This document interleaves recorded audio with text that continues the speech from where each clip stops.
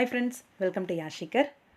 Big பாஸில் எல்லாரோட மனசையும் கவர்ந்த நம்ம மணி ரொம்பவே சூப்பராக கேம் ப்ளே பண்ணிட்டு வெளியிலையும் வந்தார்.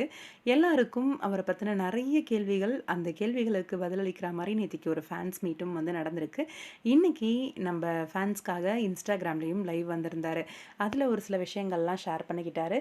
அந்த ஃப்ரெண்ட்ஸ் அவங்க விஷ்ணு, அப்புறம் மணி, இன்னொருத்தர் தினேஷ், 3 பேரோட அந்த ஃப்ரெண்ட்ஷிப் பாண்டிங்கை பற்றி கொஞ்சம் முன்னாடியே இந்த ஃப்ரெண்ட்ஷிப் வந்து க்ரியேட் ஆகிருக்கக்கூடாதா அப்படின்னு ஃபீல் பண்ணோம் அப்படின்னு சொல்லியிருந்தாரு. இன்னொன்று, ரவீனாவோட அவருக்கு இருக்கிற அந்த இப்போதைக்கு ஃப்ரெண்ட்ஷிப் அப்படின்னு பேர் வச்சுக்கலாம்.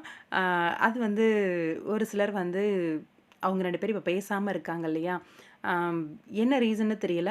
இந்த பக்கம் வந்து மணிக்கு சப்போர்ட் பண்ணி அவங்கள திட்டுறதும், அவங்கள சப்போர்ட் பண்ணி மணியை திட்டுறதும், இந்த மாதிரியெல்லாம் போயிட்டுருக்கு. ஒரு கேப் விடுவோம், கொஞ்ச நாள் தள்ளி போகும், எல்லாமே நல்லதே நடக்கும் அப்படிங்கிற மாதிரி ஒரு விஷயத்த சொல்லியிருக்காரு.